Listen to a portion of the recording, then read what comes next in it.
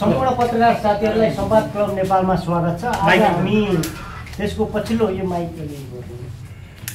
देशको पछिल्लो समसामयिक घटनाक्रमबारे कुराकानी गर्दैछौँ। समसामयिक अन्तर्गत राजतन्त्रका पक्षमा देशभर भइरहेका विशाल प्रदर्शनहरू र नेपाल कम्युनिस्ट पार्टी सत्तारूढ नेपाल कम्युनिस्ट पार्टी नेकपाभित्र भइरहेको आन्तरिक खिचलो लगायत अन्य विषयमा चाहिँ कुराकानी चाहिँ गर्नेछौँ, अन्तर्क्रिया गर्नेछौँ र सुरुमा चाहिँ हाम्रो मन्तव्य राख्नुहुनेछ हाम्रो वक्ताहरूले। त्यसपछि साथीहरूले केही प्रश्न गर्न सक्नुहुन्छ र सुरुमा म हाम्रो पार्टी नेपालका अध्यक्ष राजनीतिक विश्लेषक गोविन्द बोहरा बर्मा सरलाई चाहिँ आग्रह गर्दछु।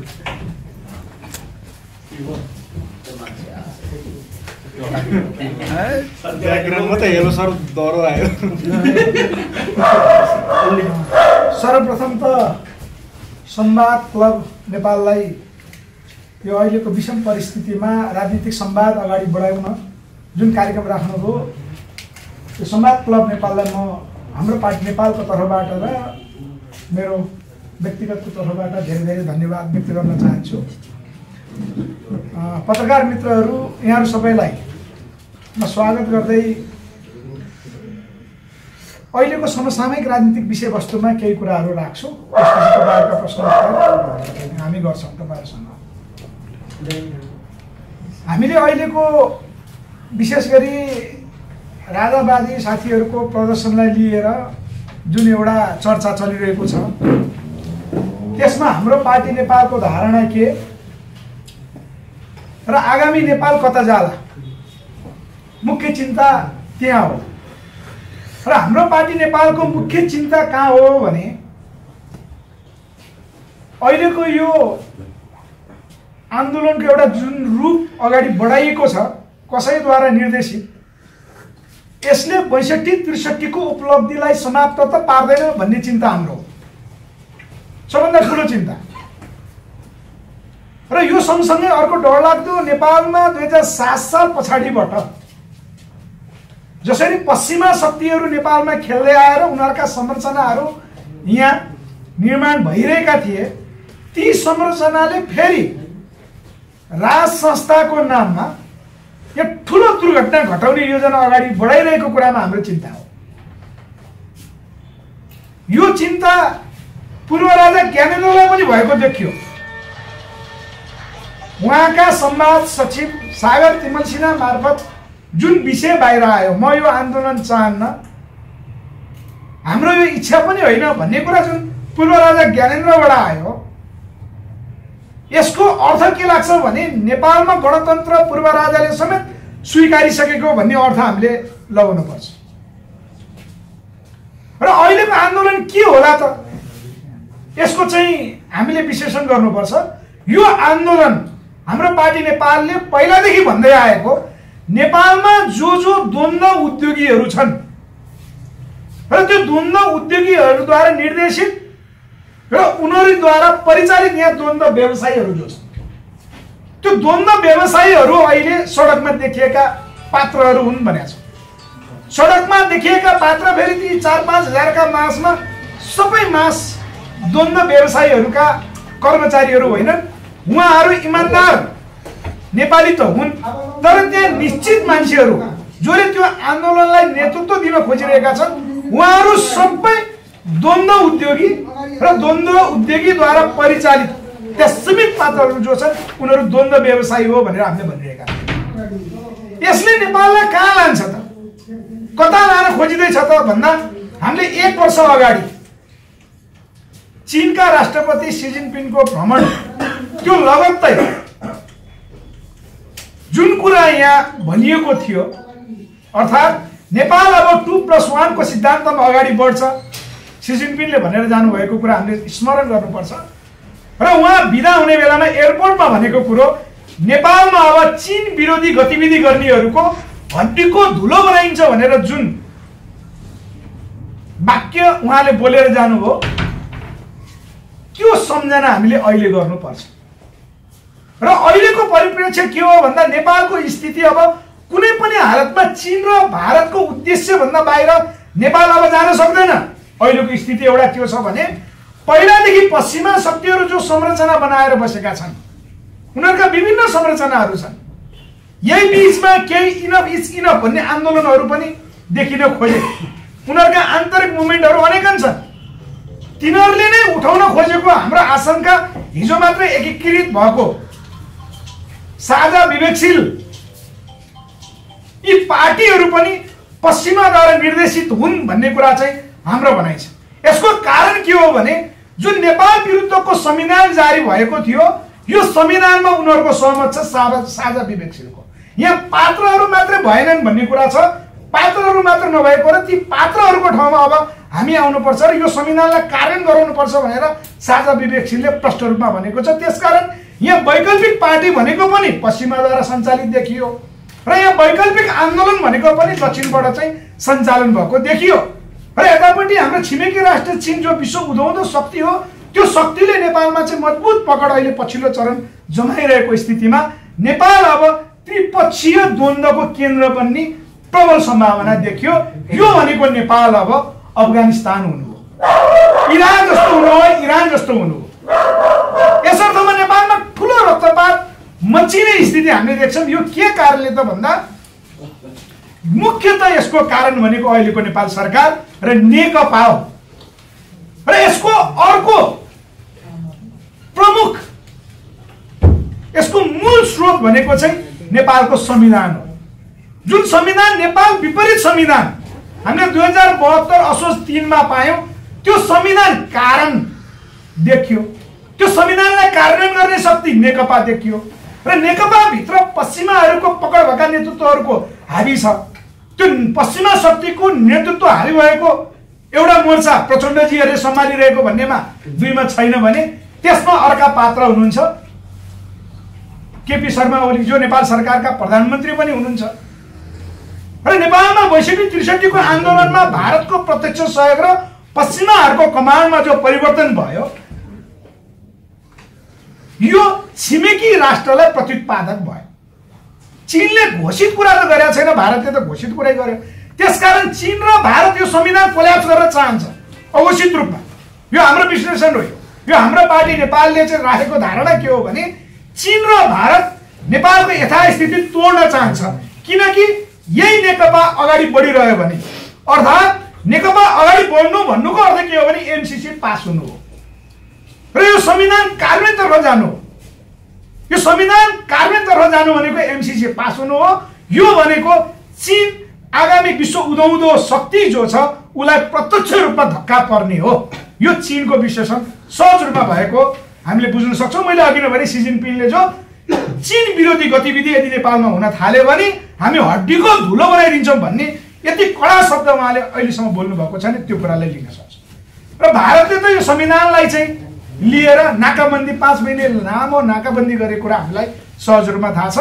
यस अर्थमा यो अहिलेको आन्दोलन प्रायोजित रूपमा जो उठाइए र यो आन्दोलनका नेतृत्वकर्ताहरू हामीले नामै लिनुपर्छ किनभने ती प्रतिक्रियावादीहरू हुन्, ती द्वन्द्व उद्योगीहरू हुन् र द्वन्द्व उद्योगीद्वारा परिचालित द्वन्द्व व्यवसायीहरूका पात्र भएका हुनाले सुरेन्द्र भण्डारी जस्ता मान्छेहरू नेपालमा जो पहिलादेखि राज्य टुक्राउन पाउनुपर्छ भनेर किताब लेख्ने अगुवाहरू, सिके राउत जस्ता विखण्डनकारीका वकिलहरू त्रिभुवन विश्वविद्यालय अन्तर्गतको हाम्रो ल क्याम्पसमा पढाउँदै राजीनामा समेत नदिकन भएका भगौडाहरू फेरि पनि नेपालको नेतृत्व गरेर अगाडि बढ्नु र उनीहरूको उद्देश्यविहीन अहिलेको सत्ता परिवर्तन गरिसकेपछि गोल मोटल तरिकाले उनीहरू भन्छन् राज संस्था ल्याउँछौँ।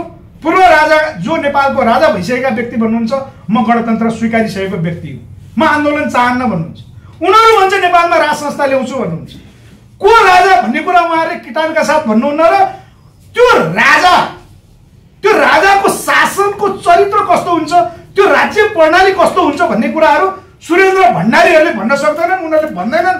किनभने उनीहरूले त्यो नभन्नुको आगामी राज्य व्यवस्थाको चाहिँ चरित्र नबन्नुको कारण भनेकै त्यो द्वन्द्व उद्योगीहरूको चरित्र हो। द्वन्द्व उद्योगीहरूले त्यही कुरा भन्छन्। हाम्रो पार्टी नेपालको दृष्टिकोण त्यहाँ छ। त्यसकारण यो अहिलेको आन्दोलन कतातिर निर्देशित भन्दा छिमेकी राष्ट्रलाई पनि प्रतिपादक हुने कार्यतर्फ उन्मुख पश्चिमाहरूद्वारा नेपालमा अमेरिकी शक्ति पश्चिमा शक्ति पछाडि हट्नु भनेको यहाँ ठुलो संरचना उनीहरूको जो छ त्यसले द्वन्द्व मिसाउने हो। त्यो द्वन्द्व मिसाउने भनेको यहाँ चाहिँ रक्तपात मचाउने हो। त्यो कुरा हामीले धेरै पाटोबाट हेरेका छौँ। यहाँ रोहिङ्गाका कुराहरू छन्, शरणार्थीका कुराहरू छन्। संविधानमा जुन विषयवस्तुहरू घुसाइएको छ, हामीले भनेको छ यो संविधानमा 2वटा आणविक बम फिट गरियो भनेको छ। नेपालमा धर्मनिरपेक्षता र संघीयता आणविक बम हो भनेर हामीले भनेका छौँ। यो कार्यान्वयन गर्नेतर्फ ती पश्चिमा शक्तिहरूको जो गाइडलाइन छ त्यसमा जानी अनजानी राजावादीहरूको आन्दोलनको कभरमा पूर्व राजा स्वयंले गणतन्त्र स्वीकार्दै पनि अहिले जबरजस्त राजतन्त्र यहाँ लाद्न खोज्नु भनेको छिमेकी राष्ट्रको हित विपरीत, छिमेकी राष्ट्रलाई विश्व उदयमान शक्ति हुनबाट रोक्ने उद्देश्य सहित जुन कार्यहरू भएको छ यसमा हाम्रो आपत्ति छ र यी प्रतिगामीहरूलाई नेपाली जनताले अब धुलो चढाउनु पर्छ भन्ने हाम्रो अपिल हो, हाम्रो नेपाली जनतालाई आग्रह हो। त्यसकारण हाम्रो भनाइ फेरि यही अहिलेको नेकपाको सरकार ठिक छ भन्ने कुरा होइन। हाम्रो भनाइ आगामी नेपालको दीर्घकालीन मार्गचित्र सहितको यो संविधान संशोधन हुनुपर्छ, यो संविधान पुनर्लेखन हुनुपर्छ भन्ने कुरा हो। नेपालबाट चीन र भारतलाई प्रत्युत्पादक हुने कुनै पनि कार्यहरू गर्न दिनुहुन्न भन्ने हो। नेपालमा कुनै पनि हालतमा एमसीसी पास हुन दिनुहुन्न भन्ने कुरा हो। यहाँ विषय छ एउटा उचालिएका मान्छेहरू जो उचालिएका छन्, जो उचाल्नेले त उचाल्यो, उनीहरूले भन्छन् भारतले इपिजी प्रतिवेदन बुझेन भन्ने कुरा जो गरेछ। हामीले यो कुरा के उजागर गरेका छौँ भने नेपालबाट यदि एमसीसी पास गर्ने उद्देश्य यो नेकपाले लिइसकेपछि उसले इपिजी को प्रतिवेदन किन बुझ्छ जबकि नेपालमा एमसीसी पास हुनु भनेको अमेरिकी सत्ता यहाँ औपचारिक रूपमा संविधान स्थापित हुनु हो। त्यसकारण संविधानको अंग एमसीसी बन्छ जबकि यहाँ अमेरिकाको एमसीसी यहाँ हुने र संविधानको अंग त्यो स्वरूप लिएर अमेरिका प्रवेश गरिसकेपछि त्यो इपिजी को कुनै अर्थ हुँदैन। इपिजी को अर्थ भनेको के छ त्यहाँ हामीले देख्छौँ भने त्यो प्रतिवेदन जसले बनाउनु भयो उहाँहरूको विषयवस्तु अनुसार भारत र नेपाल बीच भएका असमान सन्धिहरू के छन्, नमिलेका कुराहरू के छन्, त्यो कुरालाई मिलाउँदै भारत र नेपाल नयाँ आयाममा सम्बन्ध राखेर जानुपर्छ भन्ने कुरा छ। र चीनको नेपालमा बीआरआई परियोजना लागू गर्दै चीनले जो क्षेत्रीय देशहरू एक भएर अगाडि जानुपर्छ, क्षेत्रीय देशहरू आर्थिक रूपमा सबलीकरणतर्फ लानुपर्छ, त्यसको निमित्त चीन भरपूर सहयोग गर्न तयार छ भनिरहेको परिप्रेक्ष्यमा यहाँ एमसीसी पास गराउने, यहाँ राजावादीको नाममा आन्दोलन गराउने, पश्चिमा शक्तिहरूको लगानीमा ठुलो आन्दोलन मचाउने र रक्तपात गराउने र त्यसकै बीचबाट एमसीसी पास गराउन सक्ने एउटा कुसपना देख्दै जो आन्दोलन अगाडि बढाएको छ यो आन्दोलनको हामी विपरीत छौँ। यो आन्दोलनलाई चुनौती दिन चाहन्छौँ र हामी भन्छौँ अबको राज्य यो संविधान परिवर्तन भनेको यो संसदीय व्यवस्था हामी मान्दैनौँ। यो संसदीय व्यवस्थाले नेपाल राष्ट्र सिद्ध्याउँछ, यसको पहिलो जिम्मा यो सरकारले लिनुपर्छ र त्यसपछि अर्को जिम्मा भनेको संविधान परिवर्तन गर्ने जिम्मा हाम्रो पार्टी नेपालले लिन्छ र नेपाली जनताले लिनुपर्छ। यो भनेको नेपाल अब प्रत्यक्ष निर्वाचित कार्यकारीय राष्ट्रपतीय शासन व्यवस्थामा नेपाल जानुपर्छ भन्ने कुरा हो र नेपालको चिनारी अब हिन्दू राष्ट्र नेपाल हुनुपर्छ भन्ने हो। नेपाली जनताको आस्थाको केन्द्र र 94% भन्दा बढी हिन्दू धर्मसँग सरकार राख्ने यहाँ आम नेपाली भएको कारणले गर्दा नेपाल राष्ट्रको चिनारी हिन्दू राष्ट्र नेपाल हुनुपर्छ। यो संघीयताको विकल्प अधिकार निक्षेपीकरण पुरानो ओडा र गाविसलाई अधिकार पुरै दिनुपर्छ। केन्द्र सरकार र स्थानीय सरकार मात्रै हुनुपर्छ जो हामीले भनिरहेका छौँ। त्यसकारण अबको राज्य व्यवस्थापन भनेको प्रत्यक्ष निर्वाचित कार्यकारीय राष्ट्रपतीय शासन व्यवस्था सहित हिन्दू राष्ट्र नेपाल र संघीयताको खारिजीको मोडेलमा जानुपर्छ। यसको निमित्त चीन र भारत नेपाललाई सहयोग गर्न तम तयार छन्। यो कुरा सैन्य कूटनीतिले पनि अर्थ जनाउँछ। चीनका राष्ट्रपति 1 वर्ष पहिला नेपालमा आएर जे भनेर जानुभयो त्यो 2+1 को सिद्धान्त भनेको पनि चीन र भारत मिलेर नेपाललाई व्यवस्थापन गर्छ भन्ने कुरा हो र यसलाई अझै बाहेस गर्नको निमित्त भारतबाट जुन कोसिस भएर नेपालबाट पनि जो कोसिस भइरहेको छ विशेष गरी प्रचण्ड मोर्चाहरूले नेपाल विपरीतका मुद्दालाई फेरि बल जबरजस्ती तरिकाले अगाडि बढाउन जो खोजिरहेको छ अहिले चीनका रक्षा मन्त्री आएर पनि त्यही कुरा गर्नु भएको छ। हामी सैन्य कूटनीति मार्फत अगाडि बढाउँछौँ र यहाँ पश्चिमा शक्तिहरूको फेरि पनि दबदबा रहिरहने हो र अगाडि बढिरहने हो भने खबरदार नेपालले आफ्नो बाटो लियोस्, नेपालले एउटा स्थिर शासन अँगालोस्, नेपाली जनताको आशयमा नेपाल अगाडि बढोस् भन्ने जो शुभेच्छा छिमेकी राष्ट्रहरू चीन र भारतले पनि दिइरहेको परिप्रेक्ष्यमा हामी यसको घोर निन्दा गर्छौँ। अहिलेको आन्दोलन साथीहरूले इमानदारपूर्वक उहाँहरू हुन त दक्षिणपन्थी आन्दोलन भनेर पनि त्यो बाहिर खुलासा भइसकेपछि पछाडि हट्नु भएको छ। साथीहरूलाई इमानदारपूर्वक भन्छौँ ती द्वन्द्व उद्योगहरू बन्द गरियोस्, ती द्वन्द्व व्यवसायहरू पछाडि हटुन्। हाम्रो यही कुरा छ, अरू बाँकी कुरा तपाईँहरूसँग म अन्तर्क्रियामा कुराकानी गर्छु। धन्यवाद।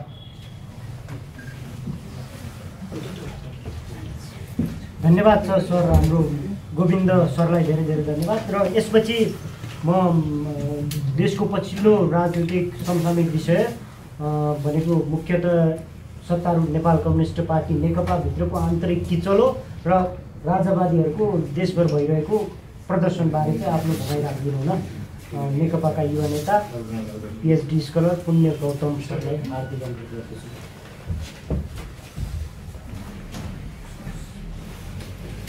माइक धोकेबाज हो कि चालु छ?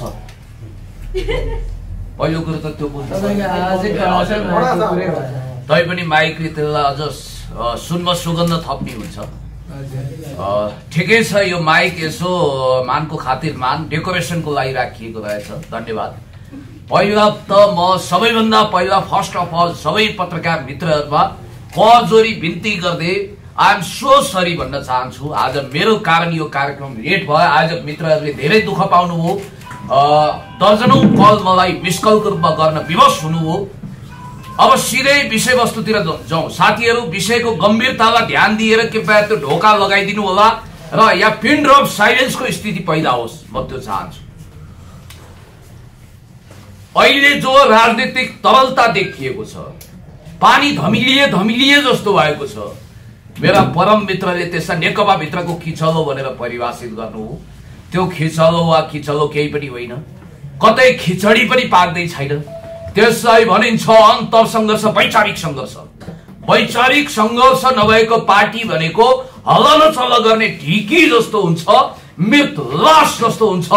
जस्तो कि राष्ट्रिय प्रजातन्त्र पार्टी नामक एउटा पार्टी तपाईँले देखिरहनु भएको छ, अथवा डलर युरो भारूमा डमडमहरू नाचे जस्तो नाच्ने कुन्नी के तराजु छापहरूमा पनि तपाईँले देखिरहनु भएको छ। कुकुर छाप र तराजु छाप त फेरि एकै ठाउँमा आएर ताण्डव नृत्य गर्ने कुरा पनि हामीले सुनेका छौँ।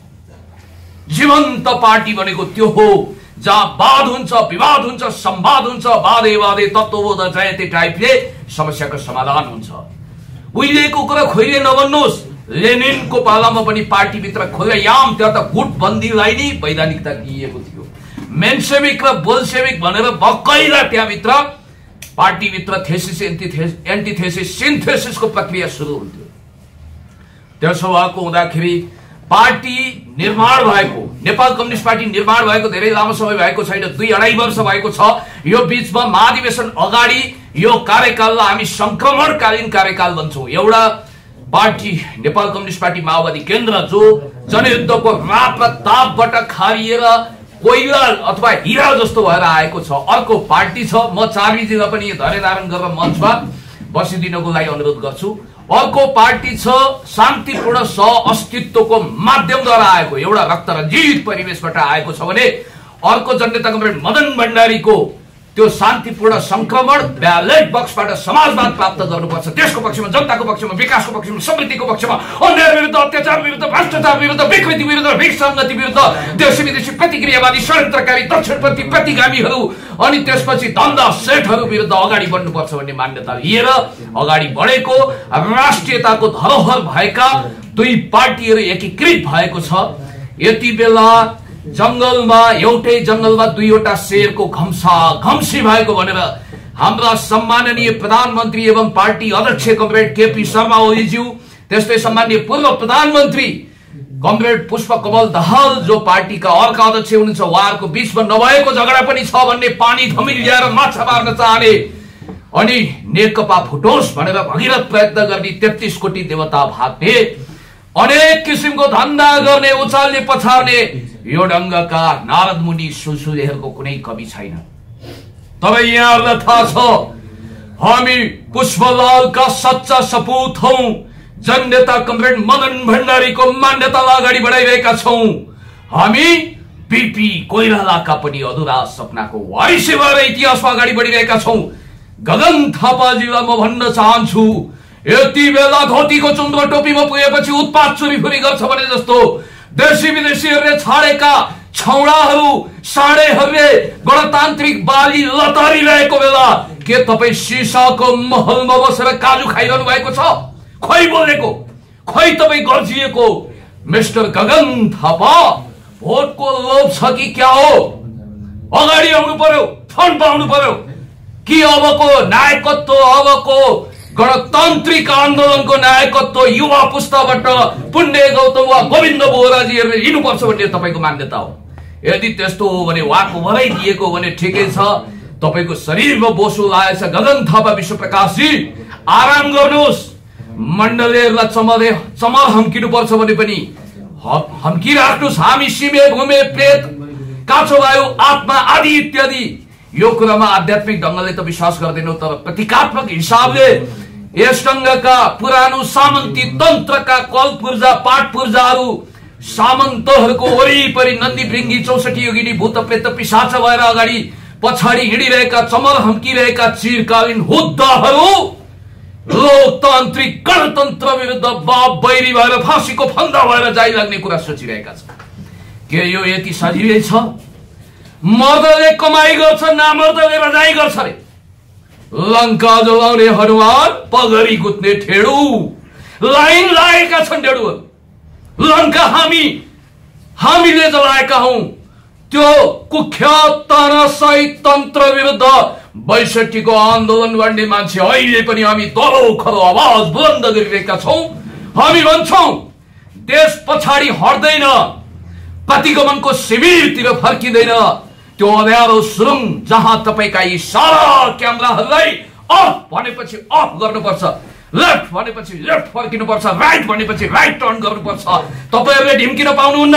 सिडिओ साहबको कार्यालयबाट तपाईलाई उर्दी आउँछ, हेलो फलाना पत्रकार मित्र, राजनीतिक विषयवस्तुमा खिच्नुहोस्।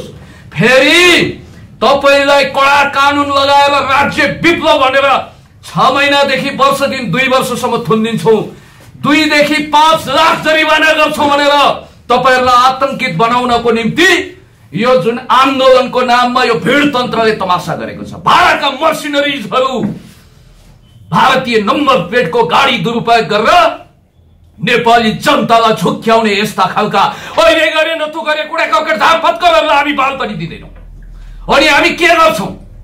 यहाँले भनिरहनु भएको छ पुण्य गौतमजी स्ट्याटस लेखेर कता हराउनु हो, 20 गते 19 गते के नगर्छु भन्नुभयो भनेर तपाईहरुले जिज्ञासा राखिरहनु भएको छ। म भन्छु हो हामीले तयारी गरेकै थियौं, तर पार्टीका शीर्षस्थ नेता दिग्गज गणतन्त्रवादी महानुभावहरू अन्य साथीहरूसँग सरसल्लाह गर्दा उहाँहरूले के भन्नुभयो भने पेलेले कहिले पनि सी टिमसँग भिड्दैन, हार र जितको कुरा परै जाओस्।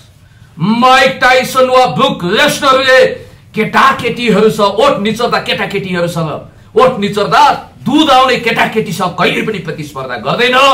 गणतन्त्रवादीहरू करोडौंको संख्यामा लुकेका सिंहहरू हुन्, ओडारमा उनीहरू सुतिरहेका छन्, बिउजिएर न्यार मात्रै गर्नुपर्छ, स्याल उडार कता हो कता कसो पर लाग्छ। त्यसो भएको हुँदाखेरि ठिक छ, केटाकेटी आए यौखान भनौं, केटाकेटी आए भटभटे चलाए, पेट्रोलको सत्यानाश भने जस्तो बिचरा केटाकेटी अराजनीतिक मान्छेहरू। एक दिन म यसो बालाजुतिर हिँडिरहेको थिएँ, जुलुस आइरहेको रहेछ, एकजना पत्रकार मित्र पनि छक्कै पर्नुभयो, पुण्य दाइ बिग फ्यान, मेरो एक्सको छम्मा एउटा सेल्फी प्लिज भनेको छन्। अब हेर्नु त, म जस्तो एउटा कट्टर राजनीतिक विरोधीसँग त्यसो भन्छन् भने उनीहरूको राजनीतिक औकात के हो, हैसियत के हो? म यो सोध्न चाहन्छु। हाम्रो गोविन्दजीले बडो सुन्दर शब्दमा अभिव्यक्त गरिसक्नु भएको छ, म त्यही कुरा दोहोऱ्याउन चाहन्छु, फेरि पनि रिपिट गर्न चाहन्छु। यो देशलाई रुवान्डा बनाउन चाहने, परेड ग्राउन्ड बनाउन चाहने, द्वन्द्वको मैदान बनाउन चाहने देशी विदेशी दक्षिणपन्थी प्रतिक्रियावादीहरू धेरै नसल लगाएको राम्रो बाघको छालामा स्यालको रजाई हामी किमार्थ हुन दिनेवाला छैनौं। मर्दको कमाईमा नामर्दको रजाई पनि अब चल्नेवाला छैन। र यो देशमा राजतन्त्रवादी गणतन्त्रवादी भन्ने हिन्दू गैर हिन्दूको बीचमा काट्टो छिनो बचाउने the class of civilization and remaking of old order भोगेका स्यामुअल पी हन्टिङटनका अतृप्त प्रेत आत्मा जस्ता चेला चपेटाहरूले यो देशलाई रुवान्डा बनाउँछु भनेर कहिले पनि नसोचे हुन्छ। रुवान्डालाई त पल कागमे त्यहाँको राष्ट्रपतिले उद्धार गर्नुभएको छ, हामी त्यो हुन दिने छैनौं। हिजो मलाई एकजना आफूलाई राजा भन्दा चर्को राजावादी दाबी गर्ने एकजना महानुभावले टरर टेलिफोन बजाउनु भयो, मेरो टेलिफोनमा घन्टी आयो, भन्नुभयो लौ न यो फलाना भण्डारी र यो फलाना नेउपाने उत्पाद गर्न थाले, यी दुईजना सिआइए र रका घोषित एजेन्ट हुन्, संसदबाट राजा चुन्ने काहीँ नभएको जात्रा हाँडी गाउँमा लगाउन चाहन्छन्, अनि त्यसपछि यी फलाना तिलाना ढिस्काना विरुद्ध बमबाड गर्नु पर्यो भन्नुभयो। बमबाड भनेको फेरि साथी हो कन्टेन्ट बनाउनु होला, थमेल फेरि गलत लेखिदिनु होला, मलाई खराब बनाउला। बमबाड भनेको वैचारिक बमबाड गरिदिनु पर्यो भनेको। उनीहरू आफै निरीह छन्, उनीहरू यदुवंशीय लडाईँमा जानी बेला हो गोविन्दजी, धन्न मान्नु पर्दैन। उनीहरू आफै समाप्त हुन लागिरहेका छन्। समाप्त हुनु अगाडिको यो एउटा उच्छ्वास हो, कुण्ठा हो, बर्बराट हो।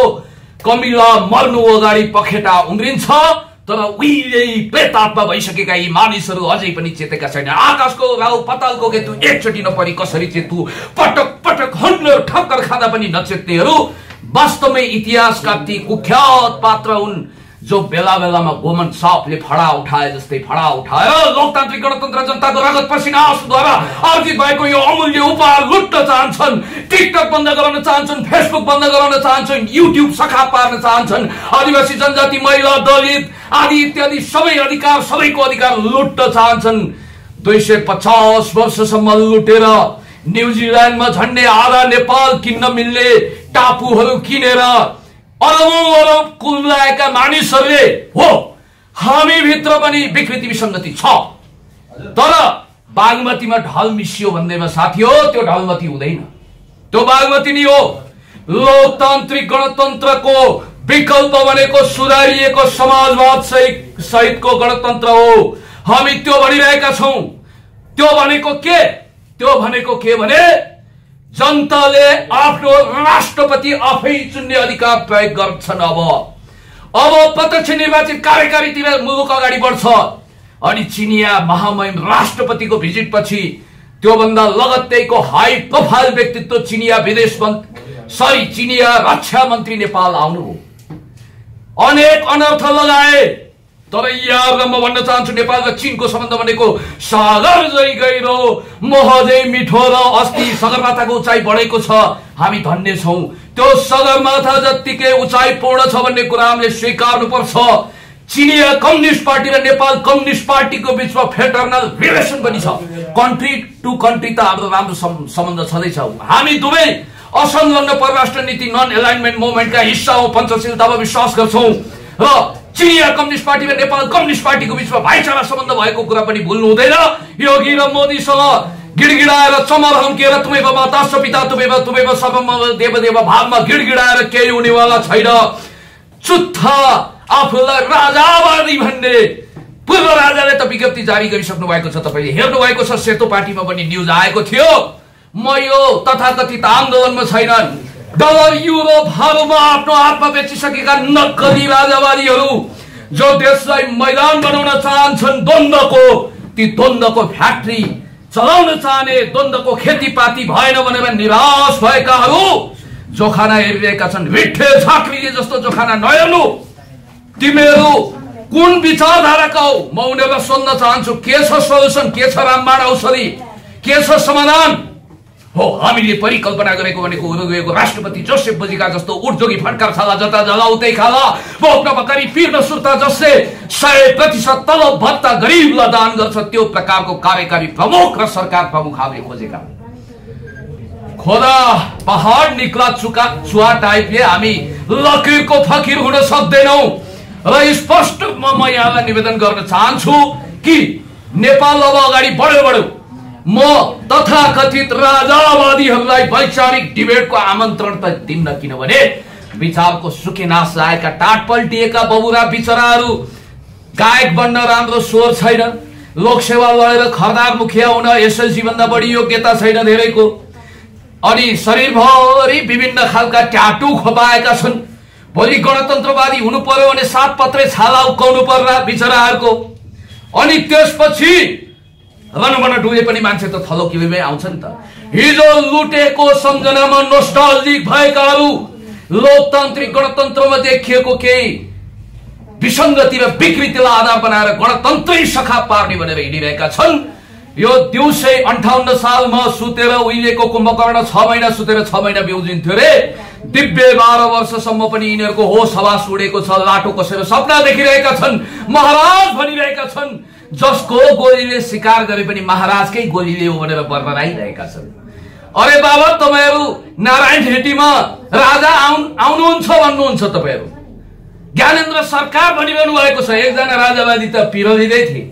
अरे बाबा, हाम्रो पूर्व राजाको अपमान गर्ने, राजा आऊ भन्ने, राजा आइबक्स्योस् देश बचाइबक्स्योस् भन्नुपर्छ रे के त्यहाँ। आदरै मिलेन। श्री श्री श्री स्वस्ति श्री फलाना तिलाना प्रभुको सेवक, पाउको धुलो चाट्ने प्रभु विष्णुको अवतार भनेर जम्ला हात जोड्नुपर्छ, घुँडा धस्नुपर्छ, तुमेव माता पिता तुमेव सर्व मम देव देव भावमा गिडगिडाउनु पर्छ, सामन्ती तन्त्रको अगाडि हुक्के हुनुपर्छ, चिरिमे हुनुपर्छ, चौरको दुबो दाँतले टिप्नुपर्छ। यस्तो नियति हुन्छ। र मैले तपाईहरुलाई भनिरहेको छु, पूर्व राजा जल नारायण हेटी जान सक्नुहुन्छ, आफ्नो पुरानो दरबार कस्तो हो भनेर हेर्न सक्नुहुन्छ। 58 सालमा परम्परागत राजतन्त्र वीरेन्द्रको वंश नाशसँगै सखा भएको छ। उहाँलाई डर छ त्यो वंश नाश भएको त्यो राजतन्त्रको फेरि फाइल खोल्न सक्छ र दरबार हत्याकाण्डको नयाँ सिराबाट अनुसन्धान हुन सक्छ। प्रवीण गुरुङको हत्याकाण्डको फाइल खुल्न सक्छ। यो कुरा उहाँलाई थाहा छैन। उहाँका पिता पुर्खाहरू नेवार साउ सरिन लिनुहुन्थ्यो। आज खरबपति भएका पूर्व राजालाई यो कुरा थाहा छ। त्यसकारण उहाँ धेरै मिस्कल गर्न चाहनुहुन्न, धेरै गडबडी गर्न चाहनुहुन्न। उहाँ आरामले कविता लेखेर गणतन्त्र स्वीकार नागार्जुनदेखि निर्मल निवास बसिरहनु भएको छ। तपाईहरुलाई राजा चाहिन्छ भने तपाईको पत्नीको लागि तपाई स्वयं राजा, हरेक बेलुका राजा कहाँ होइसिन्छ आइबक्स्योस् भनेर तपाईको पत्नीले त प्रत्येकचोटि तपाईलाई कल गरेकै छ। अनि पूर्व राजा नारायण हेटी त आउनुहुन्छ, तर टिकट काटेर आफ्नो पुरानो दरबार हेर्न आउन सक्नुहुन्छ, जसरी तपाईहरु जानु भएको छ। किनभने गणतन्त्र स्वीकार अनि सिर्फे जनताको नासो हो भनेर उहाँले म्युजियममा थन्काइसक्नु भएको छ। जननेता कमरेड मनन भण्डारीले उहिले भन्नुहुन्थ्यो, महाराज आँखा नचम्काई बक्स्योस्, हात नलम्काई बक्स्योस् महाराज। यदि राजनीतिकमा चोरीफोरी गर्ने भने धोतीको जुम्रा टोपीमा पुगिसकेपछि उत्पात चोरीफोरी गर्छ भने जस्तो, यदि त्यो हुटहुटी छ भने पसिना पनि कति बेलट छ आएको। यदि त्यस्तो रहर छ भने चुनाव लड्न आइबक्स्योस् भनेर च्यालेन्ज गर्नुभएको थियो। हामी भन्न चाहन्छौँ, कुलमान घिसिङदेखि पुण्य गौतमहरूसम्म हामीसँग चुनावको प्रतिस्पर्धाको मैदानमा आएर कार्यकारी राष्ट्रपति हुने साहस पूर्व राजासँग छ भने हामी रातो कार्पेट ओछ्याएर स्वागत गर्नेछौँ। अप्रजातान्त्रिक तरिकाले अँध्यारो कुनाबाट देश विदेशी प्रतिक्रियावादीहरूको सहारामा भुटानको राजा भन्दा पनि चुत्थो भएर लेन्डुप दोर्जे बनेर यो देशमा द्वन्द्वको खेतीपाती गरेर हामी भनिरहेका छौँ नि, मण्डलीहरूको निम्ति राजतन्त्र सर्वोपरि त्यसको लागि उनीहरू देशै टुक्राउन पनि तयार छन्। नेपाली कांग्रेसलाई त देश त के, हामी देशभक्त कम्युनिस्टको लागि सिद्धान्त नीति विचार कार्यक्रम रणनीति भन्दा सबैभन्दा ठुलो कुरो देश जननी जन्मभूमि स्वर्गादपि गरिएपछि मदरल्यान्ड आर्किटेक्ट आमा र देश स्वर्गभन्दा प्यारो हुन्छ भन्ने मान्यताको आधारमा हामी अगाडि बढिरहेका छौँ। अन्त्यमा म यो कुरा भन्न चाहन्छु, तपाईहरू नवउदारवादी हो कि पुँजीवादी हो कि समाजवादी हो, विचार के हो? महात्मा गान्धीले भन्नुभएको थियो, विचार सिद्धान्त बिनाको राजनीति अधुरो हुन्छ, अपुरो हुन्छ। त्यसो भएको हुँदाखेरि सिद्धान्तहीनहरू कुनै अँध्यारो गल्लीमा भड्किएका प्रेत आत्मा जस्तो भएर कहिले घरि यता घरि उता लकीरको फकीर जस्तो भड्किरहन्छन्। उनीहरूलाई अन्साई मनसाई गर्नु पर्ला, केही यसो झासा पनि दिनु पर्ला, त्यो दिँदै गरौँला, ठिकै छ। तपाईहरुलाई यति ठुलो सुविधा छ कि अस्ति मैले एउटा टेलिभिजन प्रोग्राममा राप्रपाको नेतासँग यसो डिबेट गर्ने मौका पाएको थिएँ। मैले भने केही प्रश्न राखेँ, उहाँले सिधै भन्नुभयो राजतन्त्र नेपालमा किन फर्किँदैन भनेर कमल थापाज्यूले भनिसक्नु भएको छ। अनि किन तपाईहरु आइरहनु भएको छ त? कमल थापालाई गाली गलौज गरिरहेका छन्, आफूलाई राजा भन्दा चर्को राजावादी ठान्ने द्वन्द्व उद्योगी नक्कली राजावादीहरूले। के भन्नुहुन्छ यसको बारेमा भनेर सोद्धा उहाँले भन्नुभयो, कमल थापाको दाउ भनेको एउटै छ, रणनीति भनेको त्यो के भने राजावादी भोट ब्याङ्कलाई आफ्नो कब्जामा पार्ने, अर्थात् अहिले भड्किएका राजावादीहरूलाई आगामी चुनावमा समेटेर धेरै सिट ल्याएर सत्तामा इन्जोय गर्ने। उहाँले गणतन्त्र स्वीकारिसक्नु भएको छ कमल थापाले। त्यसो भएको हुँदाखेरि 4 दिनका चाँदी फिर हँदेर झिलिक्क देखिनुहुन्छ, मिलिक्क हराउनुहुन्छ धुमकेतु हो उहाँहरू। हामी त अटल ध्रुव तारा जस्तो गणतन्त्रवादीहरू सुधारिएको गणतन्त्रतर्फ समाजवादतर्फ अगाडि बढ्छौँ। त्यतिखेर काग कराउँदै गर्छ, पिना सुक्दै गर्छ, हात्ती रम्किँदै गर्छ, कुकुर भोक्दै गर्छ, कुत्ता भोक्दै हजार, हात्ती रम्की बजार। गणतन्त्र जिन्दाबाद, महान नेपाल जिन्दाबाद। हामी भव्य कार्यक्रम पनि काठमाडौँमा दिँदैछौँ। त्यो देखासेखी गरेर होइन, हेर्नु होला त्यतिखेर काठमाडौँमा मात्र होइन देशैभरि तिलको गेडो राख्ने ठाउँ हुने छैन। मानव सागर भनेको के हो भन्ने कुरा बुटवलको फोटो दुरुपयोग गरेर 200 जना जम्मा नभएको झापामा मानव सागर बनेर झुटो फोटो प्रचार गर्ने मण्डलीहरू, प्रतिगामीहरू, देशी विदेशी प्रतिक्रियावादीको हात हातमा नाचेकाहरूलाई थाहा छैन। म यही भन्न चाहन्छु, वास्तविक मानव सागर हेर्न प्रतीक्षा गर्नु, यही भन्न चाहन्छु। हस्त नमस्कार। हुगो चावेजको कुरा गरिरहेको थिएँ।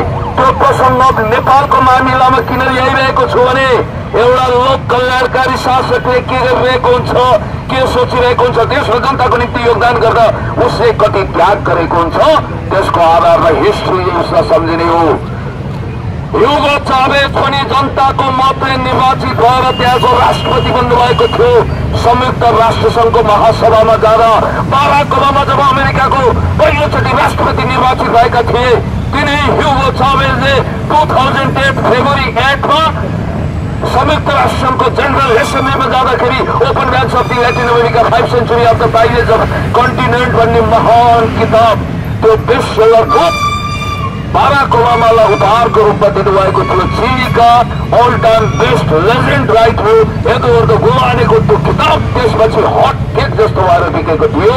मैले भन्न खोजेको के हो भने तिनी ह्युगो चावेजले जबसम्म गरिबहरूको लागि 1000वटा अपार्टमेन्ट बनाएनन्, जबसम्म गरिबहरूलाई ओत लाग्ने छानोको व्यवस्थापन गरेनन्, जबसम्म 10 नङ्ग्रा खियाउने गरिब बोचा वर्गलाई निमुखाहरूको निम्ति घाँसको प्रबन्ध गरेनन्, बाँसलाई व्यवस्था गरेनन्, कपासको सुरक्षा गरेनन्, तबसम्म ह्युगो चावेजले आफ्नो परिवारको निम्ति एउटा घर पनि किनेनन्। साथीहो, त्यस्तो हुनुपर्छ शासक भनेको। फिडेल क्यास्ट्रोको नाम हामी एकचोटि होइन पटक पटक यस बारेमा लिन्छौँ कि तपाईँ कल्पना गर्नुहोस्, हाम्रो सुरक्षाकर्मी दाजुभाइ दिदीबहिनीहरू यहाँ हुनुहुन्छ, उहाँहरूको पेसाको अवधि अहिले 30 कि 32 वर्ष कति छ, सायद 32 वर्ष।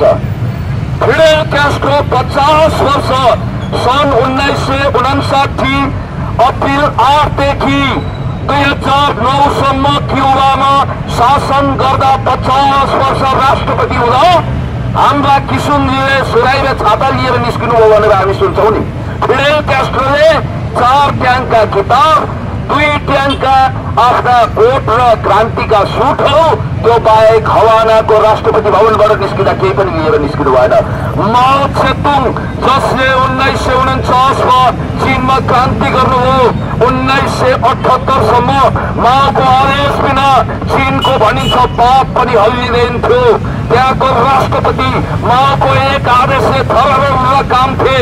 तपाईँलाई थाहा छ 1954मा माओले सत्ता त्याग गर्नुभयो, चेयरम्यान माओ भनिन्थ्यो र त्यस्ता माओ त्से-तुङ उनी बित्दाखेरि एउटा पाल परेको थुप्रो जुत्ता थियो, 2वटा ओभरकोट थियो त्यो पनि फाटेको र उनको कुनै ब्याङ्क खाता थिएन। आज प्रेसिडेन्ट सी पनि त्यही बाटोमा हुनुहुन्छ, सुट त नयाँ लगाएको देख्नुहुन्छ। त्यति धनी बनाउनु हो उहाँले देशलाई, तर प्रेसिडेन्ट सी को खाता छैन, उहाँको निजी सम्पत्ति छैन। उहाँ भन्नुहुन्छ कम्युनिस्टहरूले निजी सम्पत्तिको खोजी गर्नु हुँदैन, हामी समाजवादी बन्नुपर्छ। अनि हामी नेपालका कम्युनिस्ट कस्ता भयौँ त? अनि हामी कस्ता छौँ? अनि हामीलाई धन देखेपछि महादेवको त्रिनेत्र बले जस्तै हाम्रो पनि नजर त्यसै धपक्कै किन बलेको होला? के हामी अरूभन्दा फरक छौँ? हामी खाऊ पिउ मोज गर दुनियाँ रङ्गी छ भोज गर टाइपको यो उपभोक्तामा, यो नवउदारवादमा, मोहमा मौरी टाँसिए जस्तै, झिँगा लटपटिए जस्तै लटपटिरहेका छौँ। अनि हामी के मानेमा नेपाली काङ्ग्रेसभन्दा फरक भयौँ? हामी कुन अर्थमा मण्डलीभन्दा फरक भयौँ? जनताले हेरिरहेका छन्। हामी यो नसोचौँ कि जनताहरू टिकटक हेरेर मेरो एक्सको छम्बामा रमाइरहनु भएको छ, त्यो होइन। एक एक हिसाब किताब गरेर बस्नु भएको छ र ब्रिटेनको हामी यस्तै त हो नि ब्रो भनेर अलमलिने युवालाई देशको राजनीतिको विषयमा पनि थाहा छ भन्ने कुरा तपाईँले सोच्नुपर्छ, बुझ्नुपर्छ। त्यसो भएको हुँदाखेरि अबको जेनेरेसनले, अबका युवाले, अबको यो नयाँ पिँढीले हिजो जस्तो जसको गोलीले शिकार गरे पनि यो शिकार त महाराजकै गोलीले हो नि भन्दै तिग्रा कटाउँदैन, याद गरे हुन्छ। अब चमर हम्किँदै अनि हुक्के ढोके तमासे भएर हजुरले भुजा चिउनार गर्नुभयो भन्दै बिहान तपाईँको ढोकामा जय शम्भुको शैलीमा मर्निङ वाक लगाउँदैन अहिलेको युवाले। यो त्यो युवा हो जसले तपाईँलाई जिरोबाट हिरो बनाइदिन सक्छ, हिरोबाट जिरो पनि बनाउन सक्छ। सिंहासनमा बसेको घोडामा सवार भएको अलेक्जेन्डर दि ग्रेट पल्किएकोलाई पनि ब्यालेट बक्सबाट काजीलाई पाजी बनाए जस्तै तपाईँलाई लडाउन सक्छ र जनताको झुपडीमा जन्मिएको महान देशभक्तलाई एक दिन महान राजनेता पनि बनाउन सक्छ। हाम्रा राष्ट्रकवि माधव प्रसाद घिमिरेज्यूले त्यत्तिकै भन्नुभएको छैन, ढुङ्गाको काप फोरेर पनि उम्रिन्छ पिपल, ओ उम्रिन्छ, उम्रिएरै छर्छ। हेर्नुहोला, देश जनता विकास समृद्धिको पक्षमा योगदान गर्ने नयाँ पुस्ता आयो। अब यसलाई कसैले रोक्न सक्दैन। जसरी हरेक बिहान पूर्वबाट सूर्य उदाउन कुनै इन्द्रका बाउचन्द्रे कुनै 12 हातको टागलले रोक्न सक्दैन। अब नयाँ पुस्ताको उदय भयो। यो सच्चाइलाई स्वीकार्नुहुन्छ कि स्केलिङ गरेको दाप लिएर मुसुक्का हाँस्दा पनि दाप झर्दै हो कि भन्ने चिन्तामा युवा नेता भइखाएकाहरूले अझै पनि सत्ताको आश गरेर टाट्टाको घाँस जस्तो हेरिरहनुहुन्छ। छनौट अब तपाईँहरूको स्वतन्त्रता तपाईँहरूको। म कसैप्रति व्यक्तिगत रूपमा आरोपित गर्न चाहन्न। गगन थापाजीले पनि आजकल सानो मुखले बडो ठुलो कुरा गर्न थाल्नु भएको छ। गगनजी, तपाईँ र म एउटै उमेरको मान्छे। तपाईँलाई मैले धेरै अगाडिदेखि चिन्दछु। ६३ को आन्दोलनमा आइरहँदाखेरि तपाईँको 3 ठाउँमा स्टार्ट बन्द हुने खटर बाइक, त्यो बाइकमा तेल हाल्न नपाएर तपाईँ कतै ट्युसन कोचिङ पढाउनुहुन्थ्यो, एफएममा उत्कर्षण गर्नुहुन्थ्यो। आज तपाईँका फेरि चढ्ने 3वटा नयाँ ब्रान्डका करोडौंका गाडी छन्। तपाईँ 5 स्टारमा लन्च र डिनर गरेर संसद भवनमा तपाईँ भाषण ठोक्न आउनुहुन्छ। अनि म पनि त एउटा मध्यमवर्गीय किसानको छोरो। तपाईँले ब्याचलरसम्म पढ्नु भएको छ, म त MA in first division PhD लेभलको मान्छे। मेरो त आर्थिक अवस्था दिनानुदिन खस्कँदै गएको छ। के तपाईँलाई माथिबाट सुनको वर्षा हुन्छ? अनि तपाईँको पिता पुर्खाले कतै हलो जोत्दै जाँदा सुनको घ्याम्पै फेला पार्नु हो कि क्या हो? कहाँबाट बर्सियो त्यो धन? सिसाको महलमा बसेर काजु खाँदैमा गणतन्त्र र लोकतन्त्रको दुहाई दिन छोड्नुहोस् गगनजी। अमेरिकी दूतावासको 2008 देखि तपाईँले नेपालको सूचना बेचे बापत तपाईँ के कन्ट्याक्ट पर्सन हो कि होइन स्पष्ट रूपमा जुलियन असान्जको प्रतिवेदनले प्रश्न गरेको छ। यो पुण्य गौतम तपाईँलाई आज च्यालेन्ज गर्न चाहन्छ। सिंहदरबारमा बोलाउनुहुन्छ कि सडकमा आउनुहुन्छ कि टेलिभिजन क्यामेरामा आउनुहुन्छ कि अङ्ग्रेजीमा गर्नुहुन्छ कि नेपालीमा बातचित गर्नुहुन्छ, आउनुहोस्। तपाईँ पनि ब्याचलरसम्म पढेको मान्छे हो, डिबेट गर्न आउनुहोस् र तपाईँले नेपाली जनतालाई जवाब दिनुपर्ने छ। तपाईँले देशको सूचना बेचेर अमेरिकी दूतावासको कि कन्ट्याक्ट पर्सन जसलाई सिआइएको एजेन्ट पनि भनेर बुझिन्छ, तपाईँ सिआइएको एजेन्ट भएर भत्ता अहिलेसम्म कति थाप्नुभयो? अनि तपाईँ भनिरहनु भएको छ देशका कतिला महान नेतालाई सत्य शराब गर्नुहुन्छ। जननेता कमरेड मदन भण्डारीको पनि अपमान गर्नुभएको छ। कहाँ हिरा कहाँ किरा? जननेता कमरेड मदन भण्डारीको खुट्टामा पनि तपाईँ सक्नुहुन्न। त्यो साइकल चढेर हिँड्ने जननेता कमरेड मदन भण्डारी तपाईँ हेर्दा 10 वर्षमा 3टा गाडी र 2वटा करोडौंका बङ्गला चढ्ने गगन थापाजी तपाईँको कुनै तुलना हुन सक्दैन। न क्षमतामा हुन्छ, न प्रतिभामा हुन्छ, न भाषणबाजीमा हुन्छ। तपाईँको एउटै योग्यता के हो भने तपाईँ कसरी छलछाम गर्न सकिन्छ भन्ने कुरोमा सूर्यबहादुर थापा र कमल थापाको सच्चा चेलो भएर निस्किनु भएको छ। याद गर्नु होला, अब चिलिमले घाम पो फुटाउँछ। म भन्न चाहन्छु हाम्रा नेपाल कम्युनिस्ट पार्टीका नेताहरूले पनि अब याद गर्नुपर्छ। मैले त सम्माननीय पूर्व प्रधानमन्त्री कमरेड माधव कुमार नेपाललाई हिजो बधाई दिन जाँदा मैले त्यतिखेर भनेको थिएँ अब युवा पुस्ता अगाडि आइसकेको छ कमरेड। यहाँले लोकतान्त्रिक गणतन्त्रमा ठुलो योगदान गर्नुभयो। अब यहाँले नयाँ पुस्तालाई यो गभर्नमेन्ट पावर थाम्ने जिम्मेवारी दिनु पर्ला। उहाँले भन्नुभयो हो हामीले त्यही त गर्दैछौँ। हामीले गर्ने भनेको हामी अभिभावक बनेर युवा पुस्तालाई अगाडि बढाउने हो भन्ने उहाँको प्रश्न अभिमत छ। म भन्न चाहन्छु नेकपा जनवादीका मित्रहरूलाई अलिकति धेरै समय लियो अनि धेरै गनगन खनखन गर्यो, आफ्ना कुल्ठाहरू ओकल्यो भन्ने पनि लागेको होला। र नेकपाका साथीहरू जो हुनुहुन्छ उहाँहरू वास्तवमा देश जनता विकास समृद्धिको पक्षमा योगदान गर्ने, रगत पसिना आँसु चुहाउने, अहिले गरे नतुकाइने कुरा कर्कट धारपट गरेको कुनै पनि आदेशलाई इन्कार गर्ने, सामदान दण्डभेद नीति आदि इत्यादिको आधारमा खेलटाल गर्ने मानिसहरू विरुद्ध खडा हुनुभएको छ। उहाँहरूले योगदान गर्नुभएको छ। यो पुन्टे माइक जसलाई ह्यान्ड माइक भनिन्छ, यहाँबाट कति धेरै सुनिदो तर यति धेरै क्यामेराले खिचेको छ। यहाँले यो आवाजलाई संसारभरि फैलाइदिनुहोस् र यो म्यासेज दिनुहोस्, अबको नेता राजनीतिक जोगी हुनु जरुरी छ। त्यो भनेको के? त्यो भनेको के भने जननेता कमरेड मदन भण्डारी हिजोका पिपी पुष्पलालहरूको सपनाको वारिस बनेर अगाडि आउने त्यो नेता होला। ऊ कमण्डल नबोक्ला अनि खरानी नगर्छला अनि जयसम्म भन्दै चिम्टा बजाउँदै नहिँड्ला, कुटीतिर बसेर वेदान्ती बस नगर्ला। तर त्यो नेता उठ्सके खड्का छला, जता जाला उतै खाला, भोक बकारी पीर्द सोताको हुनुपर्छ। उसलाई निजी सम्पत्तिको लोभ हुनु हुँदैन।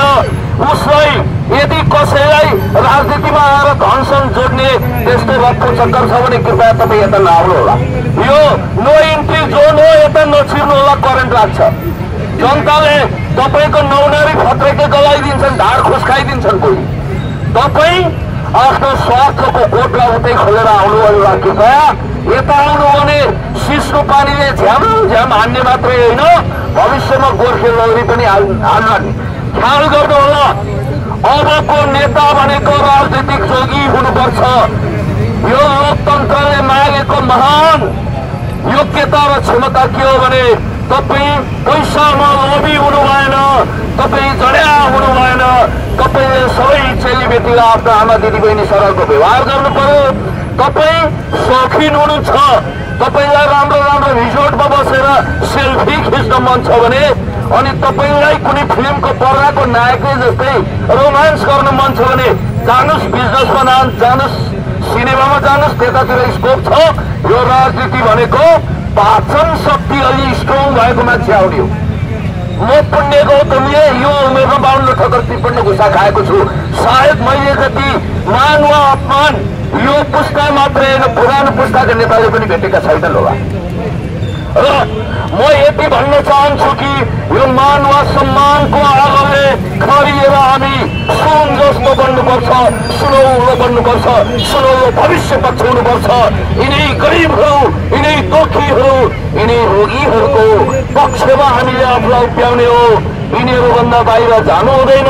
उहाँहरूको इन्साफको निम्ति हामीलाई खटाउनु पर्छ र हामी हर हमेसा एउटा कुरा ख्याल राखेर हिँड्नुपर्छ, हामी केही होइनौँ। यो पृथ्वीमा भिसा र पासपोर्ट सहित आएका कुनै पर्यटक जस्तै हौ र हामी 100 वर्षभन्दा लामो सायद नबाँचौँला। सम्मेलले त्यति बाँचौँ भने बोलिरहने चरा मान्छे अनि जोतिरहने गधा मान्छे र गर्ने र बोल्ने पो सच्चा मान्छे। साथी हो, आफ्नो निम्ति त पशु पनि बाँच्छ, कुकुर पनि बाँच्छ। अब जनताको निम्ति बाँच्नु पर्यो, देशको निम्ति बाँच्नु पर्यो।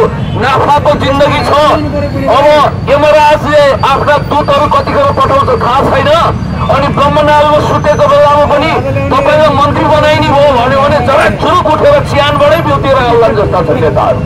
यस्तो त अवस्था छ। अनि म देख्छु सत्तामा रहिन्छ त्यसै 16 वर्ष पट्टो जवान जस्तो देखिन्छ एउटा 50 वर्षको अधवैश्य पनि। जब सत्ताबाट बाहिर आउँछ नि अनि म हेर्छु पूर्व मन्त्रीहरू, तपाईँलाई थाहा छ रद्द पार्कमा तपाईँको कुन ठोकिने 4 जना मध्ये 2 जना त पूर्व मन्त्री नै हुन्छन् बदाम खाइरहेका। तिनका अनुहार कागती निचोरिए जस्तो निचोरिएको हुन्छ। कम से कम हामी त इमानको रोटी खान्छौँ। हामीले शिरमा कफन देश पानीमा बाँधेका छौँ कि यो जमिनको रक्षा हाम्रो उत्तरदायित्व हो। जननी जन्मभूमि ससर्घातपी गरिएछ motherland are better than heaven। यो आमाको देश स्वर्गभन्दा प्यारो हुन्छ। त्यसो भएको हुँदाखेरि जननेता कमरेड मदन भण्डारीको माला जपेर नथाक्ने अनि कमरेड पुष्पलालको दुवाई दिएर कहिले नथाक्ने हाम्रा ती साथीहरू अनि एकजना साथी त नेपाली कांग्रेसको अफिसमा जानुभएछ। यसो हेर्नुभएछ नवआगन्तुक चैते कांग्रेस अनि त्यहाँ एउटा फोटो देख्नु भएछ गाडीवालाको। अनि अब जिउमा ट्याटो खोपेको छ। कताबाट क्याम्प फाइट गरेर भर्खर पार्टी अफिसमा टिका लगाएर बसेको हो। शेरबहादुर दाइले टिका त लगाइदिनु भयो, सदस्यता दिनुभयो। यसो गयो हेर दाडी पालेको मान्छेको फोटो छ गाथे चिनेन सोधे छ। यो भएको कुरा म तपाईँलाई गरिदिन्छु। अनि यो को हो भनेर सोधेछ। ती बुढा थिए विश्वेश्वर प्रसाद कोइराला यानि कि बिपी कोइराला। बिपी कोइरालालाई नचिन्ने अब आज ठुला कांग्रेस भएका छन्। 21औं शताब्दीमा योभन्दा ठुलो जोक्स के हुन सक्छ? ती पुराना त्यागी सन्त महन्त जस्ता कार्यकर्ता कहाँ गए? ती त रोगी छन्, अपाङ्ग छन्, दुखी छन्, जनयुद्ध लडेका यो देशलाई योगदान दिएका लङ्का जलाउने हनुमानहरू आज यहाँ हुनुहुन्छ। बगरी कुत्तेहरूको सिंहदरबारमा लाइन लागेको छ। यो कलियुगको अन्त्य हुनुपर्छ, यो पापको अन्त्य हुनुपर्छ। उहाँहरूले इन्साफ पाउनुपर्छ, उहाँहरू पनि एकता प्रक्रियामा आउनुपर्छ। विन्स्टन चर्चिलको भाषा सापट गरेर भन्नुपर्दा रगत पसिना आँसु उहाँहरूको पनि बगेको छ। उहाँहरूले पनि ठुलो योगदान गर्नुभएको छ। मैले यति कुरा राखिसकेपछि सायद अलि लामो भयो होला, यहाँहरूलाई वाक्क दिक्क लाग्यो होला। मैले अलि बढी समय लिएकोमा यहाँहरूलाई हृदयदेखि नै माफी माग्न चाहन्छु र प्रहरी सुरक्षाकर्मी मित्रहरू पनि हेरिरहनु भएको छ। यो घाममा दिनदिनै यहाँ आउने उहाँहरूको पनि रहर होइन होला। र आयोजक मित्रहरू तपाईहरुले जुन जुन बुदामा मागहरू दर्शाउनु भएको छ, राख्नु भएको छ, यो सिर्फ नेपाली जनताको निम्ति हो, दुखी पीडितको निम्ति हो। र यो माग मेरो पनि हो, तपाईको पनि हो, हर कुनै नेपालीको हो। नेपालीको मात्रै होइन, विश्व समुदायको हो। तपाईहरु अगाडि बढ्नुहोस्। तपाईहरुलाई हातमा साथमा साथ दिनको निम्ति पुण्य गौतम हर हमेसा हाजिर छ र ठिङ्ग उभिनेछ तपाईको मागको पक्षमा। हामी अब नेपाली जनताहरू जब चुरुक्क उठ्नेछन्, जिहानबाट पनि लासहरू बौरिनेछन्, त्यतिखेर कुनै माइक लालको केही तागत चल्नेवाला छैन। तपाईहरुको अन्तिम विजय हुनेछ। जनता जिन्दाबाद, महान नेपाल जिन्दाबाद, लोकतान्त्रिक गणतन्त्र जिन्दाबाद। समाजवादतर्फ भव्यतापूर्वक अगाडि बढौँ भन्ने आफ्नो विचार र भावना प्रकट गर्दै यहाँहरू समक्ष बिदा हुन चाहन्छु। हस्त नमस्कार, अभिवादन र आयोजक मित्रहरूप्रति मुरी धन्यवाद व्यक्त गर्दै टिएस कमरेडको गायक यहाँ उपस्थित हुनुभएका सबै साथीहरू, यहाँ कर्णलामा पत्याउरी खोलाउने बाउ छ अनि चिलिमले घामको फुटाउँछ। चिरे खोर्सानी भेडे खोर्सानी भन्दा नि झर्को हुन्छ। यसलाई कम नआखियोस्। हामीले धर्राबाट हेर्नु पर्छ भनेर धर्राको बाउतर्फ ढल्यो फेरि उभिँदैछ। त्यसरी एलान गरेकाहरूले जनयुद्ध छेडेर यो देशमा चमत्कार गरेका थिए। फेरि पनि उहाँहरूलाई कम नआखियोस्। म यो भन्न चाहन्छु र तपाईँहरूको मागप्रति सोलिडारिटी व्यक्त गर्दै म यहाँबाट बिदा हुन चाहन्छु। हस्त नमस्कार, अभिवादन। एकदमै चर्चित नायक दिलीप राईमाझी जो डान्सिङ विथ द स्टारको अहिले जज रहेर पनि भूमिका खेलिरहनु भएको छ भने अर्का पनि व्यक्तित्व चर्चित सामाजिक अभियन्ता पुण्य गौतम हुनुहुन्छ। आज हामी यो सानो भलाको सेराइमा जोडिएका छौँ। पछिल्लो समय अब डान्सिङ विथ द स्टार्सको निकै चर्चा पनि छ। दिलीप राईमाझीको डान्सको प्रशंसा नगर्ने को होला र होइन। त्यही हिसाबले आज हामी थोरै कुराकानी सरको व्यस्तता हुँदाहुँदै थोरै कुराकानी गर्न गइरहेका छौँ। सुरुमा यहाँ दुवैजनालाई स्वागत गर्न चाहन्छु। हजुर, धेरै धन्यवाद। हजुर, धेरै धन्यवाद। यो मिडिया हजुरहरू सबलाई धेरै धन्यवाद र यो प्रोग्राम हेर्नुमा सम्पूर्ण दर्शकबिनहरूलाई पनि म एकदम दुई हात छोडेर नमन गर्न चाहन्छु। सुरुमा चाहिँ म पुण्य सरलाई सोध्न चाहे, पुण्य सरले चाहिँ दिलीप राईमाझीलाई कसरी हेर्नुहुन्छ? होइन, आज अद्भुत संयोग मिलेछ। हामी एकजना म्याराथन धावक जो 6 बजे नै यहाँबाट दौडिएर 2 पुर जोड्दै ललितपुरदेखि उता जनकपुरसम्म 3 दिन लगाएर दौडिँदै जाने भनेर उहाँले चाजुबाजु गर्नुभयो। उहाँलाई नेपालको राष्ट्रिय झन्डा सहित सम्मान गर्न हामी गोदावरी गएका थियौँ, नरनाथजी चाबीजी हामी। अनि त्यो भइसकेपछि यहाँ आइयो, उहाँले मास्क लगाउनु भएको थियो, क्याप लगाएको। अब यसले हो कि भन्ने आवाज त मलाई थियो। उहाँको फ्लेभर आयो के समाजमा। अनेक खालका दिलीप रायमाझीजी जस्तै व्यक्ति पनि हुन सक्छन्, डमी क्यारेक्टर। यो पुण्य गौतमको त डमी निस्किया छ भने उहाँको पनि हुन सक्छन् भन्ठानी। अनि जाउँ चिया खाउँ भन्नुभयो, यसै कुराकानी भयो। मैले सरलाई सोधेँ घर कहाँ हो सरको भने कीर्तिपुर भन्नुभयो। यहाँ आइसकेपछि पो म त मेरो नौनारी फत्रकै त गलेन, ओर्तालु खङ्ग्रङ्गै पनि सुकेन। तर म त एकदम टुवा परे, स्तब्ध भएँ। वा दिलीप रायमाझीजी हुनुहुँदो रहेछ। दिलीप रायमाझीजी भनेको त्यो व्यक्तित्व अगाडि भएर भनेको होइन। 53 सालमा त्यतिखेर हामी जनयुद्धमा थियौँ। मैले लुकी छिपी हेरेको, भानुभक्तको रूपमा उहाँलाई हेरेको, दर्पण छाया, अनि त्यसपछि आफ्नो मान्छे जस्ता धेरै टप सिनेमाहरू दिनुभएको छ। महानायक राजेश हमाल पछिको यो जेनेरेसनको स्टार सुपरस्टार हो उहाँ। त्यसकारण निखिलजी हुनुहुन्छ, अरू हुनुहुन्छ, अनमोलजीको जेनेरेसन आएको छ। त्योभन्दा पहिला भुवन दाई हुनुहुन्थ्यो सुपरस्टार, शिव दाई हुनुहुन्थ्यो। र आज उहाँसँग भेट भयो। यहाँ अलिकति उफ्रीताफ्री पनि गरियो। नाच्न नजान्ने आँगन टेढो हुन्छ मेरो लागि त। यसो उफ्रीताफ्री गरी उहाँहरू त अब भनौँ न भारतमा शाहरुख खान भने जस्तो, हलिउडमा ब्राड पिट, टम क्रुज भने जस्तो नेपालमा नाच्न जान्ने, नेपालको सबैभन्दा राम्रो डान्सर अर्जुनजी पनि हुनुहुन्थ्यो त्यहाँ डान्स गराउने। यहाँ आज डान्स स्कुल उद्घाटन भयो अर्जुन गौतमजीको, यहाँ आइदिनु होला तपाईँहरू। जो नाच्न जान्दैन त्यो बाँच्न पनि जान्दैन भन्ने उहाँहरूको स्लोगान छ। र उहाँहरू चाहिँ एकदम प्रोफेसनल टप डान्सर। नेपालको सबैभन्दा खराब डान्सर पुण्य गौतम र सबैभन्दा उत्कृष्ट डान्सर दिलीप रायमाझीजी हुन्। हामी एकै ठाउँमा देखा परेका छौँ। धन्यवाद। ल अब दिलीप सरसँग जान्न चाहे, दिलीप सरको अलिकति समय व्यस्तता भएको हिसाबले 2टा प्रश्न एकैचोटि गर्छु म, त्यो अनुसार दिनुहोला। पुण्य गौतम जस्तो पुण्य गौतम पनि सामाजिक अब सोसल मिडियामा भनौँ अलिकति चर्चित हुनुहुन्छ। यहाँले कसरी हेर्नु भएको छ पुण्य गौतमको विभिन्न विचारहरूदेखि लिएर गर्नु भएको छ? अनि सँगसँगै डान्सिङ विथ द स्टारमा पहिला तपाईँ जस्तै नायक हुनुहुन्थ्यो, नाच्नुहुन्थ्यो, आज त्यही अरूलाई नचाउँदै तपाईँले जज गर्नु भएको छ, त्यसको अनुभूति थोरै बताइदिनुहोस् त्यो पनि। ल म सुरुमा चाहिँ नि सिलौटो कटेजलाई, सिलौटो रेस्टुरेन्टलाई धेरै धन्यवाद दिन चाहन्छु। किनकि यहाँ धेरै मिठो खाना खान पाइँदो रहेछ, साह्रै स्वादिष्ट मिठो खाना खाइयो। मेरो पनि यही बात हो है, एकदमै मिठो खाना खाइयो। मेरो फर्स्ट टाइम थियो है। त्यहाँबाट कुरा सुरु गरौँ। मिठो खाना सँगसँगै एउटा मन प्रफुल्ल हुँदो रहेछ होइन। जस्तो भोजन भन्छन् नि त्यस्तै। अब पुण्यजीसँग खासै अब मैले उहाँलाई युट्युबमा उहाँको इन्टरभ्यू हेरिरहेको थिएँ, टिकटकहरूमा पनि देखिन्छ, एकदम भाइरल हुनुहुन्छ। उहाँको कुराहरू मलाई मनपर्ने। र आज हामी वास्तवमा यसो घुम्दै थियौँ, यसो बिहानको टी खाँदै थियौँ। उहाँ चाहिँ घुम्दै हुनुहुन्छ, सटक क्रस गर्नुभयो क्या। मैले हाम्रो ग्रुप थियो, हाम्रो साथी ग्रुप थियो, हाम्रो पुण्यजी यार भनेर। अनि हामीले मास्क लगाएर हामीले उहाँले एकछिन भनौँ न गफसप गरेँ। उहाँले आफ्नो कुरा राख्नुभयो। किनकि मलाई एउटा साँच्चीकै उहाँ यति हेर्दिनँ भन्दा पनि युट्युबमा यति देखिनुहुन्छ कि होइन, सेलिब्रेटी भइसक्नु भएको छ क्या। मलाई पनि त्यो भयो क्या। किनकि मैले बाटोमा चढ हिँड्दाखेरि उहाँ त भने जस्तो एकदमै। अनि जुन वास्तविक सेलिब्रेटी यहाँहरू हो, हामीलाई त सेलिब्रेटी नै बनाइन्छ। मलाई नि एउटा कुरा तपाईँले बोल्दाखेरि चाहिँ नि जुन बेला पनि एउटा प्रखर वक्ता मजाले ठुलो स्वरले यस्तो मलाई यो गरेर, हुन त तपाईँ पहिलेदेखि अब त्यसरी हिँडिरहनु भएको थियो। एउटा फोर्स बोल्ने स्टाइल शैली मान्छेहरू होइन उहाँ त पुण्यजी त्यस्तै हुनुहुन्छ भनेर सोध्छन् क्या मलाई। अब मैले देखाएको थिएन, भेटेको थिएन कसरी भनेर भन्दा अब चाहिँ म एन्सर दिन सक्छु पुण्यजी कस्तो हुनुहुन्छ भनेर होइन। त्यो उहाँसँग भेट एकदमै रमाइलो लाग्यो। एकदमै जो म एउटा स्पष्ट वक्ता, एउटा क्लियर मनको मान्छे हुनुहुँदो रहेछ, त्यो एउटा मलाई थाहा भयो।